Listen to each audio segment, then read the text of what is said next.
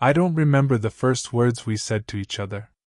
What I remember is the silence that followed, heavy, almost alive, the kind that pressed against my ribs and made me forget what I had planned to say next.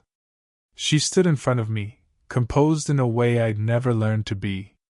Mid-40s, maybe, though numbers felt ridiculous when you looked at her. Everything about her was precise. The way she carried herself, shoulders set just enough to look untouchable, yet not so much that you couldn't imagine reaching out and brushing her sleeve.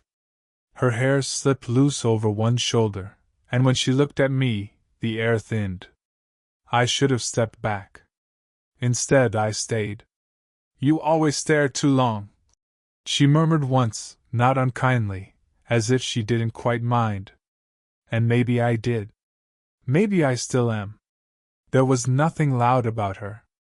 No perfume too sharp, no laugh that demanded attention. It was the quiet things, the softness of her voice, the way her fingers curved around a cup, the pause before she answered a question. I was 20-something, still rough around the edges, still learning how to keep steady. But around her, steadiness didn't matter. That evening, we were the only two left in the room. The clock ticked softly on the wall, the hum of the heater low in the background. She sat near me, close enough that the fabric of her sleeve brushed my arm when she shifted. I could feel the warmth of her skin even through the cloth. "You're too young to understand," she said finally, her gaze fixed on the half-empty glass in her hand. "Try me." My voice came out lower than I meant. She turned, and for a moment, her eyes rested on mine longer than they should have. There was something unreadable in them, something layered, confidence, yes, but also a hesitation that contradicted everything she projected. I watched her lips part, then press together again. Her hand moved, almost without thought, grazing the back of mine on the table. Just a touch, fleeting, soft. But it lingered, sparking in the space it left behind. My pulse stumbled. I didn't know if it was accidental. I didn't ask. The silence swelled again, charged, and I realized how aware I was of every detail, the faint trace of her cologne, the way the dim light turned her skin golden, the gentle tremor in my chest that I hoped she couldn't hear. "You make me forget who I'm supposed to be," she said at last. Barely above a whisper. The kind of confession that doesn't expect an answer. But I gave one anyway. "Then, stay like this a little longer." Her eyes searched mine, as if weighing the cost. She breathed out, slow, and leaned back slightly, but not away. My hand stayed where it was, waiting, though I didn't dare move closer. There was a crack in her composure now, something fragile I hadn't seen before. It was in the way she tapped her finger against the glass, in the way her jaw tightened as though she wanted to take the words back. I thought she might stand, end it there, retreat into the version of herself she thought she had to be. But before she could, the door behind us opened. The sound was small, but it sliced through everything. We both froze, her eyes darting to mine, wide, as if caught in something we hadn't yet admitted. And just like that, the moment hung between us, unfinished.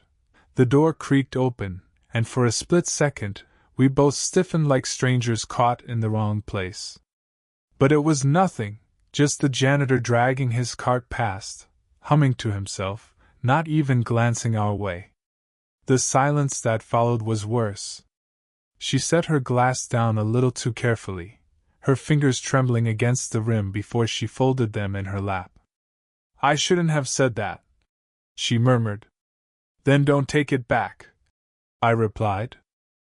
Her eyes darted to mine, sharp, searching, as if looking for the part of me that was still a boy, too young, too reckless. Maybe she found it. Maybe she didn't. She shifted in her chair, closer without meaning to. Or maybe she meant to. I could smell her now, faint vanilla and something darker underneath. I tried not to look at her mouth, at the way she pressed her lips together before speaking. "You remind me of someone I used to know," she said, voice soft. Back when I thought I could start over. The words sat heavy between us. She didn't elaborate, and I didn't push. But I saw it in her posture, that polished grace that came not from confidence, but from practice, from years of holding herself together when she wanted to unravel.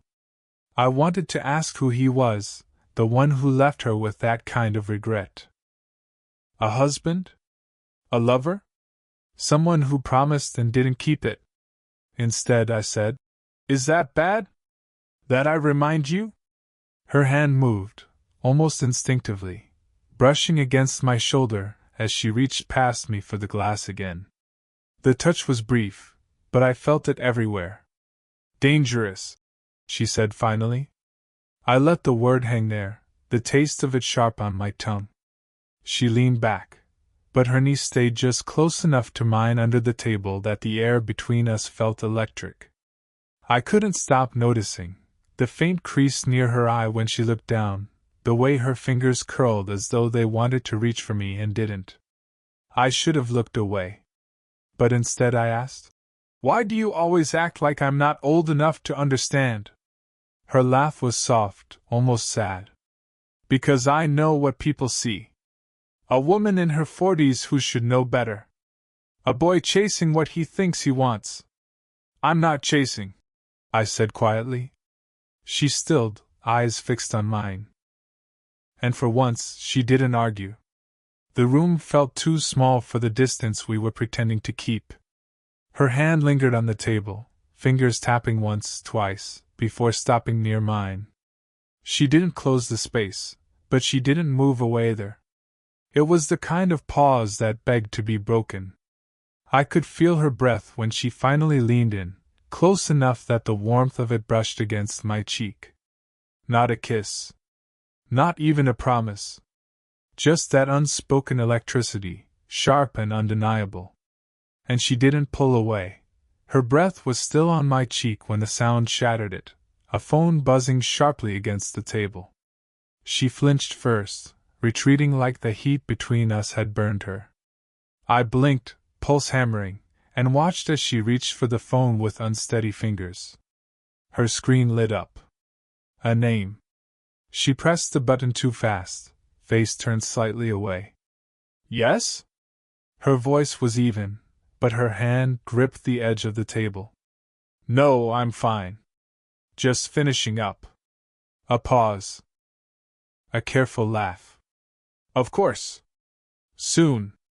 I didn't know who was on the other end. A husband? An old flame? A friend who had no idea. But I felt the weight of the call settle between us, the reminder of everything unspoken. When she set the phone down, she didn't look at me right away. I didn't speak either. The silence throbbed louder than words. Finally, she exhaled. This is exactly what I mean. It can't. Her words caught as I leaned forward, not touching her, just there. Close enough that I could see the faint rise of goosebumps along her arm. Can't what? I asked. Her eyes flicked to my lips, then away. She shook her head. Don't. But she didn't move back. The room narrowed until it was just the two of us, her hand inches from mine on the table. I saw her chest rise and fall faster than her calm voice would ever admit. I whispered, You don't really want me to stop. Her breath caught, soft, a sound I almost missed. She closed her eyes for half a second, long enough to betray everything she was trying to hide. And then, footsteps. We jolted apart, chairs scraping just enough to mask the rush of panic in my chest. A colleague, maybe, passing by the open door, muttering something about locking up soon. They didn't look inside. They didn't need to. The danger was enough. Her shoulders were tight, but she tried to laugh it off. See? Too close.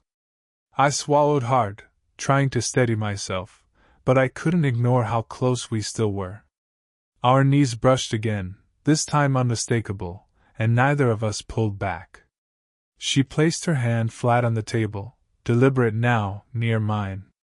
Her fingers tapped once, then stopped. Waiting.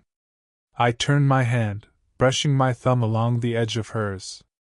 Just barely, the kind of touch that could be excused as nothing, but meant everything. Her eyes met mine then, unguarded, raw. For the first time, she didn't look away. We didn't kiss. Not yet. The moment stretched too fragile, too dangerous to break.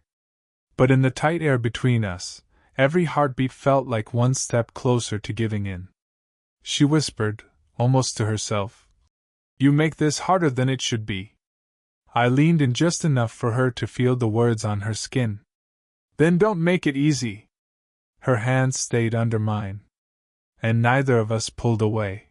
The quiet between us had stretched so thin it felt like it might snap. My hand still hovered near hers, heat radiating from the bare skin where our fingers had almost tangled. I should have let it go. I should have stood up, walked away, done anything except lean closer. But I didn't.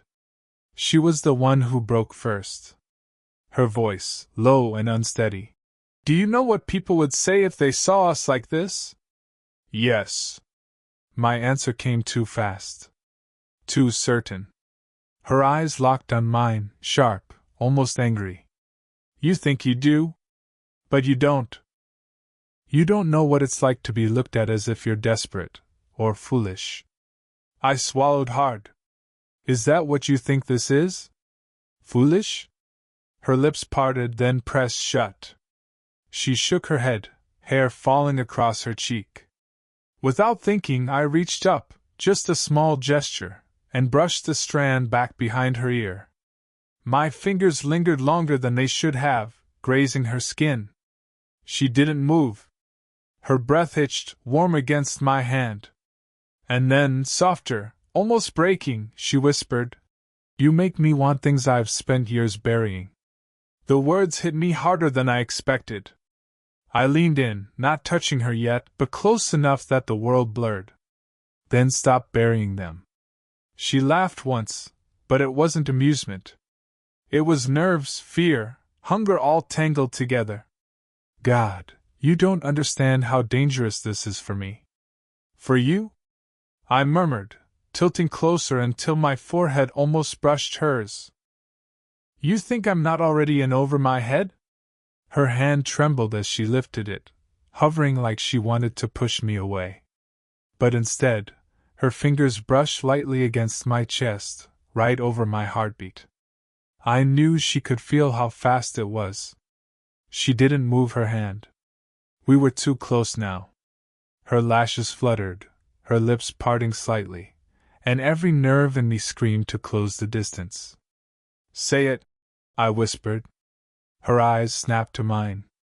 "Say what?" "That you don't want me." Her hand fisted lightly in my shirt, pulling me the smallest fraction closer. The answer came ragged, almost a confession torn from her throat. "I can't." That single admission left me breathless. I leaned in, closing the gap until her breath mingled with mine. My hand slid gently to the back of her neck, thumb brushing her skin. She tilted, almost surrendering, her lips a whisper away from mine. And then, the sound. A sharp knock against the doorframe. We froze. A voice followed, casual, unaware. "Hey, you still in here?" Her hand flew from my chest as if burned, but her eyes stayed on me, wide, raw, caught between terror and something she couldn't hide anymore. We were balanced on the edge of a kiss, of something that couldn't be undone. And it wasn't over. Not yet. The knock faded, footsteps retreating, leaving the room too quiet again. But the interruption had cracked something open that couldn't be sealed. She pulled back first, standing abruptly, one hand smoothing her blouse as though she could erase what had just happened with neatness. Her back was to me when she spoke. "They'll know." Her voice was sharp, brittle. "If anyone saw us like that, no one did." I cut in. My chest still burned from how close we'd been. "You don't get it." She turned then, eyes fierce but shining with something else beneath the anger. Someone already suspects. That stopped me cold. What do you mean? Her jaw worked before she answered. Last week. I caught my sister watching me when I left. She asked why I'd been smiling so much lately. She exhaled, shaking her head. I lied to her face. And she knew. The floor shifted under me. This wasn't just about stolen glances and brushes of skin anymore. This was about the world outside that room, eyes that could see, mouths that could talk. You've been lying, because of me. My throat tightened. She crossed her arms, hugging herself as if cold. Because of us. Because I let this happen. The words landed heavy. And yet she hadn't denied it. She let it happen. I stood, too restless to sit still, and when I moved past her toward the window, our arms brushed. That tiny touch set everything back on fire. She flinched like it burned, but she didn't move away. Do you regret it? I asked, low, not daring to turn fully toward her. There was a pause. I heard her breath catch. Then softer. Every second I'm near you, I regret not walking away. And every second I'm not, I regret that even more. I turned then, and the distance between us collapsed in a heartbeat. Her face was inches from mine, her chest rising and falling fast, her hand trembling as it reached for the back of a chair but brushed my arm instead. She didn't pull back. Neither did I. The fear was there, thick as smoke. But so was the pull, undeniable, magnetic. I don't know how to stop this, I admitted, voice breaking. Her eyes searched mine, desperate and vulnerable. Neither do I. For a long moment, we stood there, bodies almost touching, every breath an unspoken decision. She shook her head once, as if fighting herself, but her hand slid down, brushing against mine. I caught it gently, fingers wrapping around hers. Her pulse leapt under my touch. She whispered, barely audible, "If we do this, there's no going back." I leaned in, forehead almost against hers, and answered the only way I could. Then don't look back. And I didn't let go of her hand. Her hand trembled in mine, but she didn't pull away. The room was too small, the air too heavy, every second stacked on top of the last until there was nowhere left to hide. We shouldn't, she whispered, though her body didn't move an inch. I know. My voice was rough, closer to a plea than agreement. The distance between us was gone now. Only inches, only breaths. I could feel the warmth radiating from her, the faint brush of her chest as it rose and fell too fast. She tilted her head slightly, her lips parted as though to argue, but no words came out. Her eyes flicked to the door, then back to me. If anyone finds out, they won't.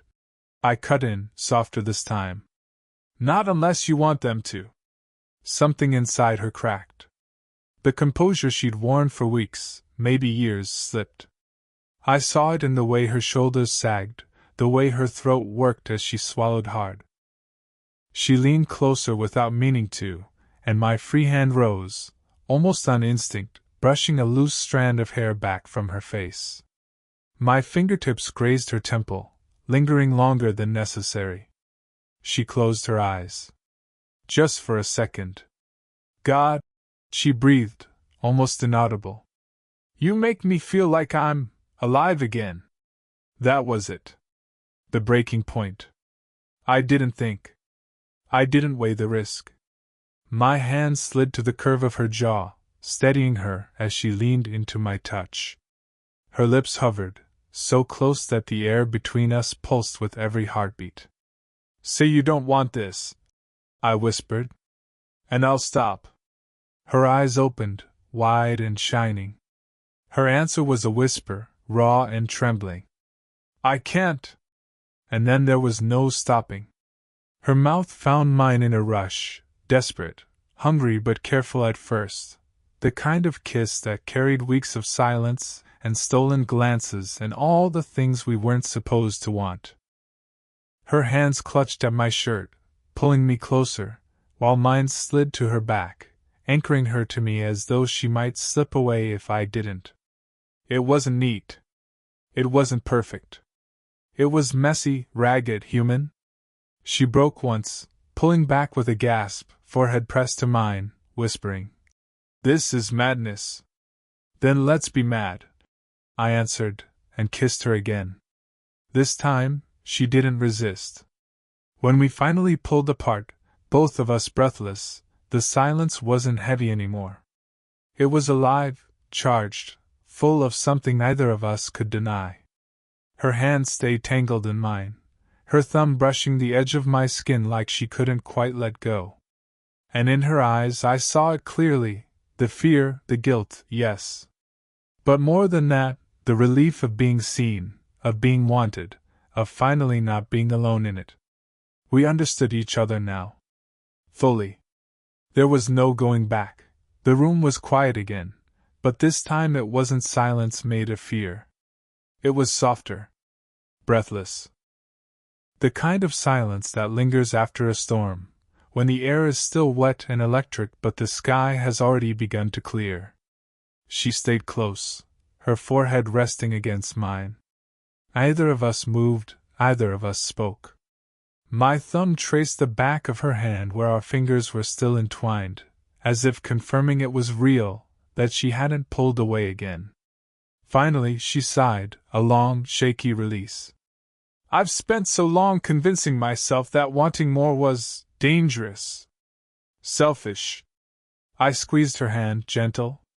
"And now?" She pulled back just enough to look at me. The guardedness that had been her armor was cracked, almost gone. "Now I'm terrified." She smiled faintly, though her eyes glistened. "But it feels worse when you're not here." Her words hit something deep, something that had been aching for weeks. I leaned forward, brushing my lips against her hairline in the lightest of kisses, lingering there. She melted into it, her hands sliding up, clutching lightly at my shoulders as though she needed the steadiness. "You don't have to pretend with me," I murmured. "Not about your age. Not about what people will say. Just stay. That's enough." She let out a shaky laugh, muffled against my chest. "You make it sound so easy." "It doesn't have to be easy," I said. "It just has to be real." Her eyes searched mine again, but this time she didn't flinch. She leaned in, resting her head against me, and we stood there like that, holding on, letting the world outside stay outside for once. The clock ticked. The heater hummed. Nothing else mattered. When she finally spoke, her voice was soft, almost content. "You know, I thought I was supposed to be the one teaching you restraint. And how's that going for you?" I teased, my hand sliding gently down her arm until our fingers laced together again. She chuckled, shaking her head. "Terribly." The sound warmed me more than any words could. We didn't need more confessions. No grand declarations. Just the weight of her leaning against me, the warmth of her hand in mine, the quiet truth that we had already chosen. Whatever doubts lingered, whatever the world outside might say, none of it mattered in this moment. We stayed close, close enough to feel the steadiness returning to our breaths, close enough that the space between us was finally gone. And for the first time, it felt simple. Her lips brushed my temple in the faintest kiss, not desperate, not rushed, but sure. "I don't want to forget this," she whispered. "You won't," I promised. And I believed it.